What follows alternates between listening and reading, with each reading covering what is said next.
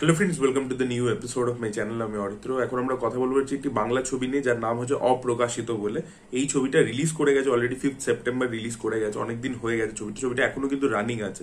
এবং এই ছবিটার টিমের সাথে আমি একটা ইন্টারভিউ করেছিলাম, যেটা আপনারা অনেকে দেখেছেন, যারা দেখেননি দেখতে পারেন। ছবির মধ্যে রয়েছে হচ্ছে জয় সেনগুপ্ত, আরিয়ান ভৌমিক, এরা দেবলীনা রয়েছে ছবির মধ্যে।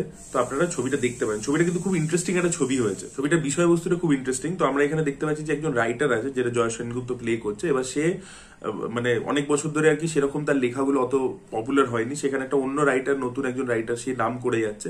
তো সেখানে জয় সেনগুপ্ত যে ক্যারেক্টারটা, সে একটা এমন নভেল পাবলিশ করে দেয় যেটাতে তার আবার সে একটা কোথাও গিয়ে কামব্যাক করে, অ্যাওয়ার্ডস পায়, ইত্যাদি হয়। এবার সেই নভেলটা কি সে ঠিকভাবে লিখেছে, এবং সে তার যে আগে বেস্ট সেলার গুলো হয়েছিল সেগুলোর পিছনে কি ইতিহাস লুকিয়ে আছে, কি রহস্য লুকিয়ে আছে, সেই ব্যাপারটার জন্য আপনাদেরকে ছবিটা দেখতে হবে। এবং এর মধ্যে কিন্তু কিছু টুইস্ট অ্যান্ড টার্নস রাখা হয়েছে। এটাকে পুরোপুরি একটা থ্রিলার বলা যেতে পারে, it's more of a suspenseful drama আর কি।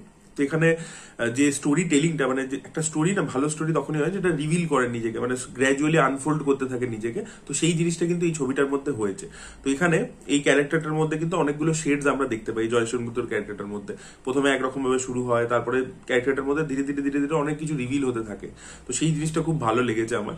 এবং যত রিভিল হয় কিছু কিছু অ্যাসপেক্টের সাথে, না দেখুন, একটা রাইটার, এই পাবলিকেশনের দুনিয়া, এটার সাথে সব অ্যাসপেক্টের সাথে হয়তো আমরা কানেক্ট করতে পারবো না সাধারণ দর্শক, কিন্তু যে অ্যাসপেক্টের সাথে আমি কানেক্ট করতে পেরেছি, যে নতুন লোকেদের থেকে তাদেরকে ক্রেডিট না দিয়ে তাদের গল্পটা যে নিয়ে নেওয়া হয়, সেই ব্যাপারটা, সেটা কিন্তু অ্যাকচুয়ালি মানে আমার সাথে কোনো না কোনো লেভেলে হয়েছে, বা অনেক নতুন ছেলেমেয়েদের সাথে হয়েছে। তো তারা ওই অ্যাসপেক্টের সাথে কোথাও গিয়ে রিজোনেট করতে পারবে বলে আমার মনে হয়।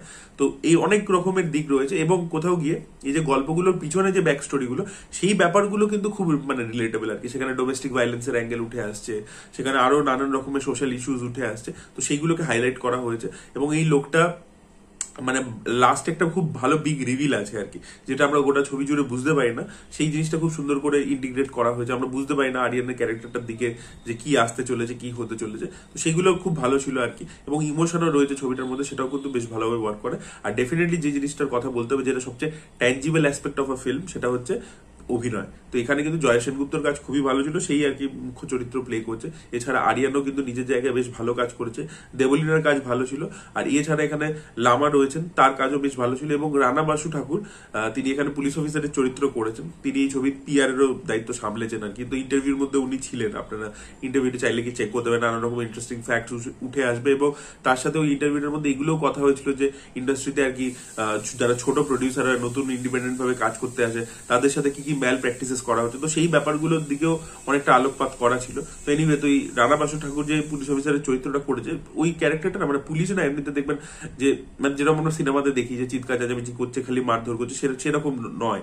মানে মানে সে তার ইন্টারোগেট করার একটা প্রসেস আছে, ঠিক আছে। অথচ কপটা কিন্তু যে মরালি পুরোপুরি রাইট সেরকমও নয়। তো সেই একটা অ্যাসপেক্টকে ব্যালেন্স করে খুব সুন্দরভাবে নতুন রকমের একটা প্রেজেন্টেশন করেছে। তো পারফরমেন্স কিন্তু প্রত্যেকের খুবই ভালো ছিল। এবং ছবিটা কিন্তু মানে খুবই টাইট একটা ছবি, 2 ঘন্টার থেকেও কম রান টাইম। তো মানে খুব এঙ্গেজিং একটা স্ক্রিন প্লে আর কি। তো আপনারা চাইলে ছবিটা দেখতে পারেন।